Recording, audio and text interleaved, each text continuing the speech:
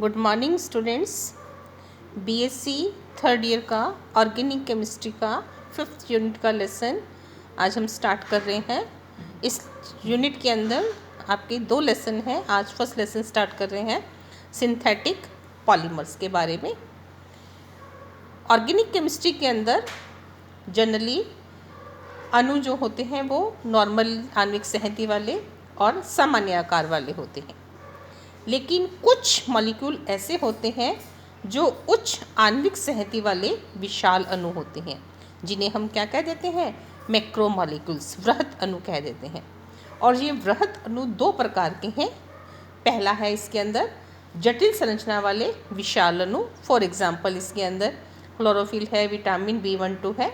और सेकेंड आता है इसके अंदर सरल संरचना वाली कई इकाइयों के परस्पर संयुक्त होने से निर्मित विशाल अणु, और जिन्हें हम क्या कह देते हैं, बहुलक कह देते हैं। ग्रीक लैंग्वेज के अंदर पॉली का मतलब क्या है, बहुत, मर्स का मतलब क्या है, यूनिट्स यानी इकाइयाँ, और इनके बनने की प्रक्रिया को हम क्या कह देते हैं, बहुलीकरण यानी पॉलीमराइजेशन कह देते हैं। हम एक सिंपल एग्जाम्पल लेते हैं। एग्जाम्पल है हमारे पास इथीन। इथीन का अगर एक मॉलिक्यूल, अगर इसके हम n मॉलिक्यूल को रिएक्ट करवाएं, एक मॉलिक्यूल तो क्या कहलाएगा, मोनोमर कहलाएगा। रिएक्ट होने के बाद सारे मॉलिक्यूल्स, n मॉलिक्यूल्स आपस में एक दूसरे के साथ जुड़ते जाएंगे और वो क्या कहलाएगा, पॉलीमर कहलाएगा। इसके नामकरण में भी आता है, जैसे इथीन है और मिलके काफ़ी सारे n मॉलिक्यूल मिलके क्या बना देते हैं, पॉलीमर। इथीन के आगे हम क्या लगा देते हैं, पॉलीथीन। क्या नाम बन गया, पॉलीथीन बन गया। तो अब ये जो बहुलक हैं, बहुलक नेचर के अंदर भी मिलते हैं। दैट मीन्स बहुलक जो है, पॉलीमर्स जो है 2 प्रकार के, नेचुरल पॉलीमर्स यानी प्राकृतिक बहुलक, और दूसरा क्या है, सिंथेटिक पॉलीमर यानी संश्लेषित बहुलक, जो हमें नेचर से प्राप्त होगा, जैसे स्टार्च, सेलुलोज, प्रोटीन, रबर। ये क्या है, ये नेचुरल पॉलीमर्स हैं। और सिंथेटिक पॉलीमर्स कौन से होते हैं, जो मनुष्यों के द्वारा प्रयोगशाला में संश्लेषित किए जाते हैं, वो संश्लेषित बहुलक यानी सिंथेटिक पॉलीमर कहलाते हैं। फॉर एग्जांपल इसके अंदर है nylon, bakelite, plastic, rubber.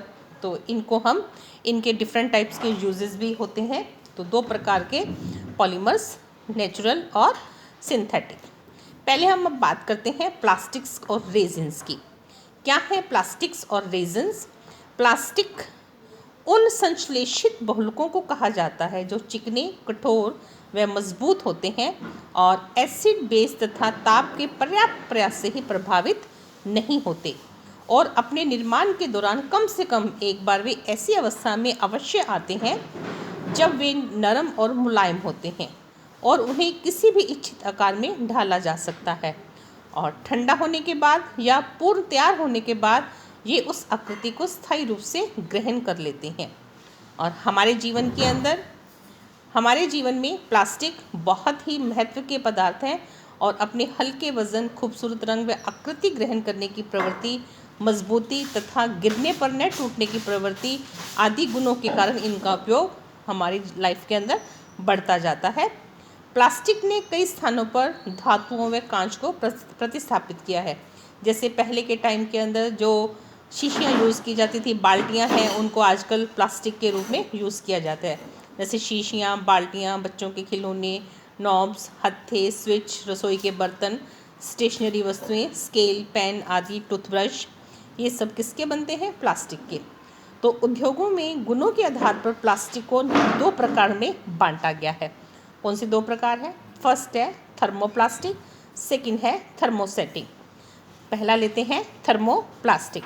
Thermoplastic क्या है? इनमें पदार्थ के अणु रेखीय अथवा शाखित लंबी श्रृंखला वाले होते हैं, जो कई कार्बनिक विलायकों में विलयशील होते हैं। ये करीब करीब क्रिस्टलीय यौगिक होते हैं। इनकी सबसे बड़ी विशेषता यह है कि गर्म करने पर नरम होकर पिघलने और बहने लगते हैं, जबकि ठंडा होने पर पुनः कठोर हो जाते हैं। और इन परिवर्तनों से प्लास्टिक के गुणों में कोई अंतर नहीं आता, अर्थात इनके पिघलने की प्रक्रिया एक उत्क्रमणीय प्रक्रम है। इसी से इसका नाम थर्मोप्लास्टिक पड़ा। इन पदार्थों के गुण का लाभ उद्योग में यह लिया जाता है कि बहुत समय तक उपयोग में आए हुए गंदे और टूटे हुए प्लास्टिक के बर्तनों को पिघलाकर नया आकार पुनः प्रयोग में लिया जाता है। कुछ थर्मोप्लास्टिक का उपयोग रेशों के रूप में भी किया जाता है। For example nylon, polythene, polyvinyl chloride, PVC, polystyrene इसके एग्जाम्पल हैं। सेकंड है इसके अंदर थर्मोसेटिंग। थर्मोसेटिंग क्या है?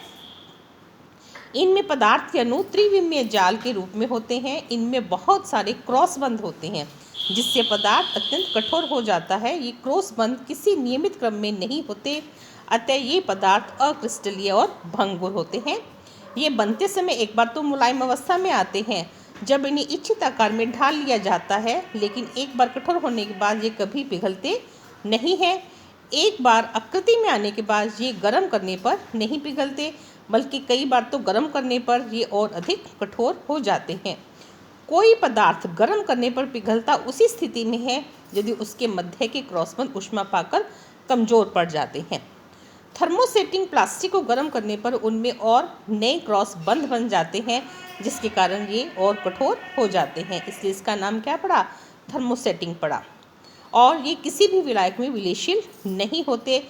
एग्जाम्पल है इसके अंदर bakelite, phenol formaldehyde resins, urea formaldehyde. अब हम प्लास्टिसाइजर्स की बात करते हैं। क्या होते हैं प्लास्टिसाइजर्स? कुछ प्लास्टिक की क्वालिटी को सुधारने के लिए उनमें कुछ पदार्थ मिलाए जाते हैं। उन पदार्थों को हम प्लास्टिसाइजर कहते हैं। इसमें एग्जाम्पल लेते हैं पॉलीविनाइल क्लोराइड, जो अत्यंत ही कठोर प्लास्टिक पदार्थ होता है, लेकिन यदि इसमें थोड़ी सी मात्रा ट्राइक्रिसॉल फॉस्फेट की डाल दी जाए तो पदार्थ रबड़ जैसा मुलायम हो जाता है। डाई 2-एथिल हेक्सिल थैलेट और डाई 2-हेक्सिल एडिपेट एक प्रकार के इसके अंदर लंबी श्रृंखला युक्त एल्कोहलों के एस्टर, ये प्लास्टिसाइजर के नाम है। अब इसके बाद आता है बहुलीकरण, पॉलीमराइजेशन। दो प्रकार की रिएक्शन, फर्स्ट है एडिशनल पॉलीमराइजेशन, सेकंड है कंडेंसेशन पॉलीमराइजेशन, जिसको हम डिटेल के अंदर नेक्स्ट वीडियो के अंदर लेंगे। Okay, thank you.